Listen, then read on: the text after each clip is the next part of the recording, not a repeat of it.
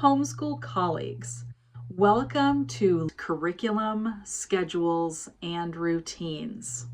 In this lesson, we will cover topics that can be covered when teaching or when you're looking for curriculum, and how courses can be taught within a schedule and routine. So I'm going to start with an introduction to the courses of study, which is what I'm calling curriculum. When I say curriculum, I probably have a different idea about this than the average homeschool parent or an average curriculum course developer. I want to make sure you all know the basic idea of what I mean when I say curriculum. The definition of curriculum comes from the Latin word currere, which means to run.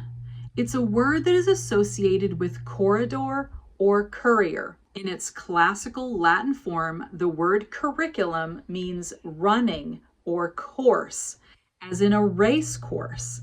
The idea of curriculum is a course or path by which one runs or moves through to get to a desired end. In an educational context, curriculum is a path or lineup of courses a student will move through to advance to the end. It involves an ordered process and results in learning about an area of specialization from novice to mastery, or from fundamentals to advanced knowledge. In the context of this lesson, we are not going to focus much on different types of homeschool curriculum because I want to give you a foundation in the fundamentals of courses of study. Each course or subject you will be teaching your children has a course or path of topics that are involved in gaining mastery of that subject. You don't have to have advanced knowledge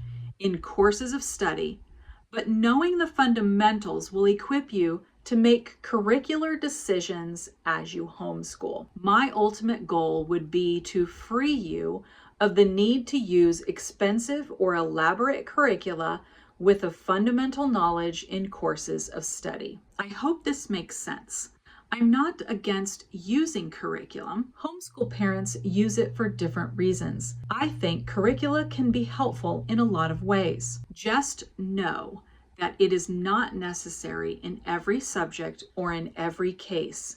You can teach without a curriculum if you know how to set up your own courses of study with the knowledge you will gain in this course. Before I get into the fundamentals of the most common courses of study in homeschooling, I want to talk a little bit about curriculum methodologies. I won't be teaching you how to look for curriculum because I am teaching you the routines of teaching that will help you choose curriculum if you want to search for some. There are several popular curriculum methodologies that you should know about to help inform you. First methodology of popular curriculum is the all-in-one. This is where every subject is covered and taught by one provider for most or all grade levels. This requires little parental involvement and may include grading. The second one is the pre-packaged curriculum. Subjects are outlined from beginning to end and include a teacher guide with daily lesson plans, student worksheets, tests, answers, and other supplements. It requires full parental involvement, and it is great if you love to teach but don't know how. The third curriculum methodology is subject packages. Some curriculum providers create curriculum in one subject area. Lesson plans, teacher guide, and student assignments are also included. It requires full parental involvement. It is great if you love to teach certain subjects but don't know how. The fourth curriculum methodology is called consumables. This is where you get packets of worksheets where one subject or one part of a subject is covered and practiced throughout the worksheets. You can pick and choose whatever subject or part of a subject you need. Some parental involvement is required, and it's great for additional practice, even if you don't know how to teach. The last curriculum methodology is the online interactive courses. This is numerous independent companies and developers who created many free or subscription websites online to practice and learn different skills. But it isn't necessarily an all-in-one or pre-packaged curriculum. I'll wrap this section up with some tips for searching for a curriculum, but most of this lesson will be talking about how to develop the most common courses of study for homeschooling. There are many curriculum providers that make their curriculum colorful, beautiful, and eye-catching. That makes it more interesting and irresistible. But not all of them are like that. Other curriculum providers are just black and white and often have online versions that are printable or traditional hard copies. On another note, some curriculum developers provide curriculum that is accredited and some are not. Not sure if that matters in your state, but if you need that, it is available. Also, not all levels of curriculum match the exact grades your child might be in, but many of them provide placement tests and samples.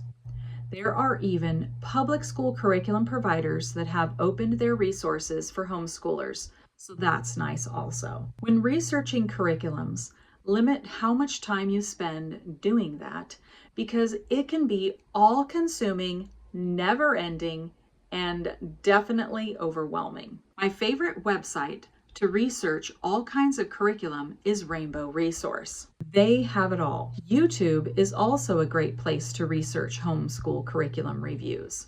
Again, limit searching time and don't be tempted to buy a separate curriculum for each child. Many subjects can be taught together. On a last note, it would be worth it to invest $150 in an HP Inkjet Pro printer. The ink, which is usually the most expensive part of having a printer, goes a long way. I've researched all the printers and how many pages each of the ink cartridges make, and this one is by far the best. Make it part of your homeschool budget. If you get the XL version of the ink, it can last all year. Now we're going to talk about the components of courses of study. In general, some subjects are skill-based, like reading, writing, math, and creative arts.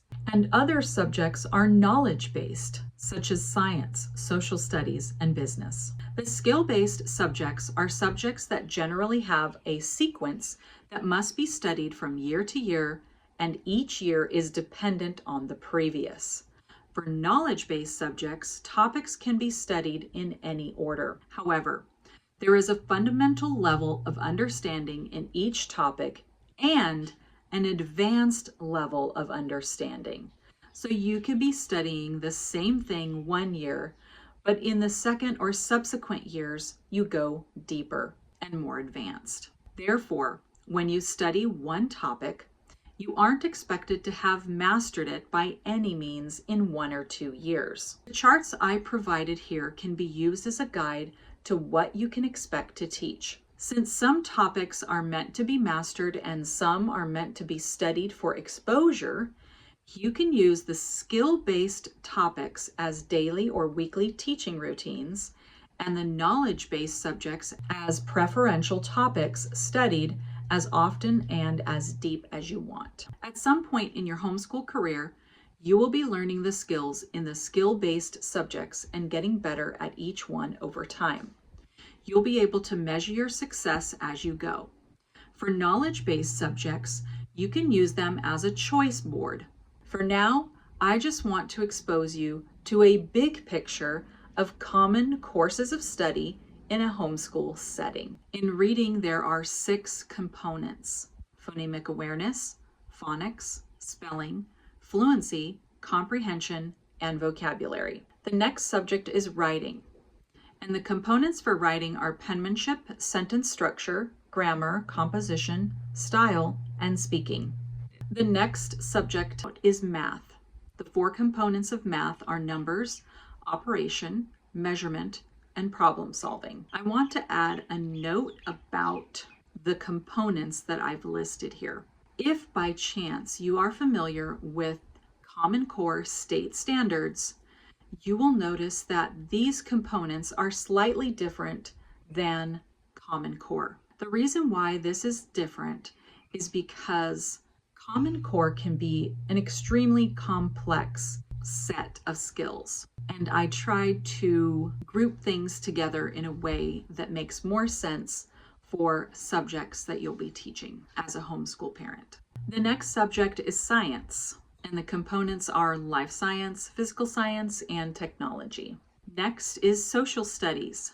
Those components are history, geography, culture, and government. The second to the last one is creative arts. That includes fine arts, performing arts, and media arts. And last but not least is the business subject. And the components in teaching this subject are economics, finance, entrepreneurship, and marketing.